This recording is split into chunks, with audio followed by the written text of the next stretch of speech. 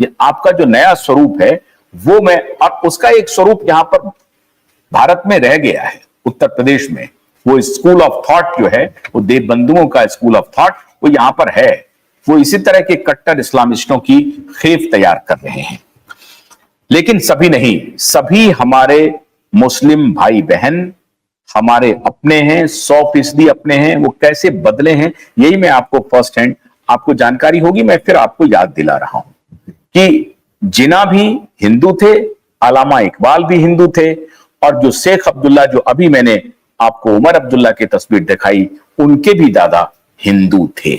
इसीलिए मैं कह रहा हूं कि आप सभी हिंदू हैं, आप हमारे अपने हैं, हमारे अपने खून हैं, हमसे अलग नहीं होइए। फातिमा जिन्ना का जो हस्र किया वो आपने देखा, चौधरी रहमत अली का जो हस्र किया वो आपने देखा, लियाकत अली का जो हस्र किया वो आपने देखा।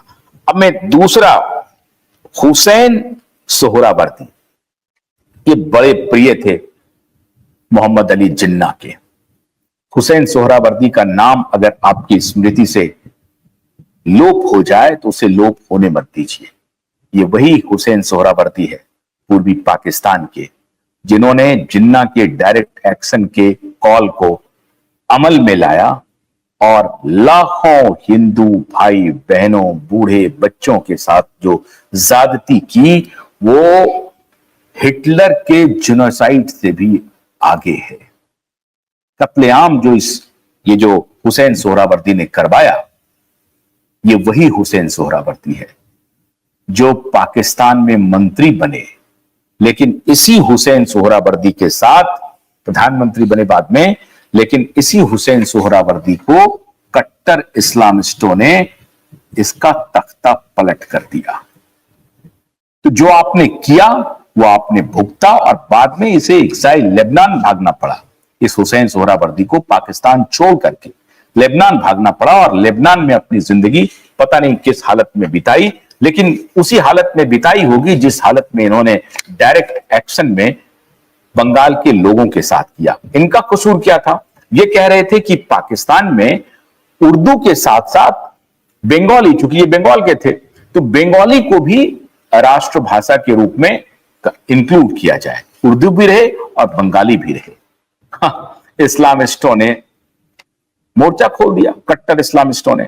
उन्हें तो फारसी चाहिए, उन्हें तो उर्दू चाहिए, उसके आगे कोई दूसरी भाषा कोई राष्ट्रभाषा में शुमार हो जाए, ऐसा कैसे हो सकता है? उन्होंने बगावत कर दिया और वो हालत किया। फिर बाद में लेबनान में किस प्रकार की वो मौत मरे ये कहना मुश्किल है। जफरुल्लाह खान एक अहमदिया मुसलमान थे। अब जो तीसरा कैरेक्टर मैं आपको लेके आता हूं, ये सभी पाकिस्तान को बनाने के लिए पाकिस्तान पाकिस्तान पाकिस्तान दिन रात बोलने वाले ये जफरुल्लाह खान जो थे, ये एक अहमदिया मुसलमान थे। अब अहमदिया मुसलमान को मुसलमान ये जो कट्टर मौलवी हैं, ये मुसलमान मानते नहीं है, तो अहमदिया मुसलमान के खिलाफ भी इन्होंने बगावत कर दिया, और जफरुल्लाह खान को भी वही हालत किया जो बाकी लोगों का किया। अब उसके बाद खाली ये जो कन्वर्टेड मुस्लिम थे वही खाली पाकिस्तान पाकिस्तान नहीं चिल्ला रहे थे।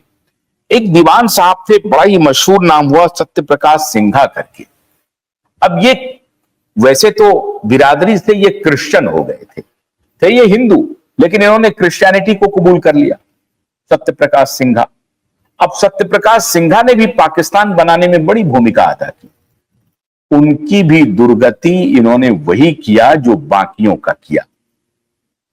तो मोहम्मद अली जिन्ना, चौधरी रहमत अली, लियाकत अली और जफरुल्लाह खान, हुसैन सोहरावर्दी और सत्य प्रकाश, ये सभी कैरेक्टर ऐसे हैं जिसके साथ पाकिस्तान ने कोई हमदर्दी नहीं दिखाई। पाकिस्तान का मतलब वो भूभाग नहीं है, वो एक विचार है, वो एक कट्टर इस्लामिस्टों का ये विचार है जो अपने अलावा किसी धर्म को धरती पर पलने नहीं देने का विचार है। और इसी विचार को वो गजवाए हिंद कहते हैं। हिंद को पूरी तरह से इस्लामिस्ट बनाना, ये उनका ड्रीम है। इस पूरे खिते को, उसमें पाकिस्तान भी शामिल है। उन्होंने अपना ड्रीम उन्होंने कबूल करवा लिया, एक इस्लामिस्ट स्टेट की अवधारणा उन्होंने पाई। ईरान उतना ऑर्थोडॉक्स नहीं है, सऊदी अरबिया ऑर्थोडॉक्स नहीं है। सऊदी अरबिया के लोग या ईरान के लोग कहते हैं कि हम पहले ईरानी हैं फिर हम इस्लामिस्ट हैं। सऊदी अरब के लोग कहते हैं हम पहले सऊदी हैं फिर हम इस्लामिस्ट हैं। लेकिन पाकिस्तान के लोग ऐसा नहीं कहते।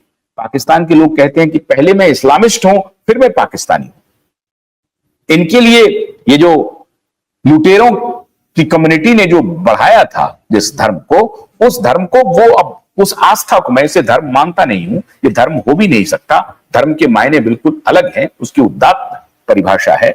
ये लुटेरों का एक अपने लूट को स्थापित करने के लिए जो प्रचार तंत्र इन्होंने अपनाया था, उसके दम पर, हथियार के दम पर इन्होंने अपनी सत्ता कायम की। किसकी? आस्था की सत्ता, धर्म की सत्ता नहीं, ये आस्था की सत्ता है।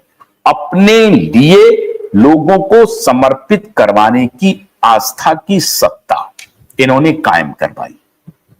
यह है कट्टर इस्लामिस्टों का नजरिया। तो जिन्होंने पाकिस्तान बनाने में भूमिका अदा की, पाकिस्तान ने उनके साथ क्या हासिल किया, ये एक आईना है और उन सबको देखना चाहिए जो इस आस्था के नाम पर समाज को तोड़ने का धंधा कर रहे हैं और लोगों के मन मस्तिष्क में जहर पैदा कर रहे हैं। उन्हें संभलने की आवश्यकता है। ये आपका भी नहीं होगा। जो लोग हमदर्दी जता रहे हैं, जो कह रहे हैं कि नहीं नहीं सब धर्म को मिलकर के रहना चाहिए, नहीं, आप जिसके साथ मिलकर के रहना चाहते हैं वो मिलकर के नहीं रहना चाहता है आपके साथ। वो सिर्फ आप, क्योंकि अभी आपकी संख्या अधिक है इसलिए वो आपकी बात मान रहा है। नहीं मानेगा, नहीं माना। जब वो जिन्ना को नहीं माना, जब वो लियाकत अली को नहीं माना, जब वो चौधरी रहमत अली को नहीं माना, जब वो सत्यप्रकाश सिंघा को नहीं माना, तो आपको मानेगा? ये ख्याल आप हटा दीजिए। इन्हें आपको सठे साठ्यम समाचरेत, ये जो एक जो कट्टर ऑर्थोडॉक्स मूर्खता की जो आस्था है, इसको आप, इसके साथ आपको सख्ती से ही इसका सामना करना पड़ेगा। और वो सारे हिंदू मुसलमान जो हमारे भाई बहन हैं, इसमें से एक को भी मैं कम से कम नहीं मानता हूं कि वो मुसलमान है। वो हमारे अपने भाई बहन हैं, हमारे अपने खून हैं, सनातनी है। मैंने आपको फर्स्ट हैंड बता दिया कि जिन्ना जो पाकिस्तान बनाया था धर्म के नाम पर, वो खुद भी हिंदू था। चौधरी रहमत अली वो खुद भी हिंदू था। अल्लामा इकबाल खुद भी हिंदू था, खुद ही हिंदू था। और जिस कश्मीर को लेकर के अभी ये राग अलापा जा रहा है, उसकी पूरी फैमिली, उसका पूरा खानदान शेख अब्दुल्ला का, वो भी हिंदू था, वो भी सनातनी था। पूरा भारत कन्वर्टेड मुस्लिम है। मैं अपने सभी मुस्लिम भाई बहनों से अनुरोध करता हूं कि सनातन की राह में आइए आप। ये वक्त आ गया है जब इस पर चर्चा खुल करके होनी चाहिए, खुल करके होनी चाहिए। कोई राग द्वेष नहीं, आपको आस्था है आप मानते रहिए, लेकिन ये जो कट्टर आस्था है, इस आस्था को आप हटाइए।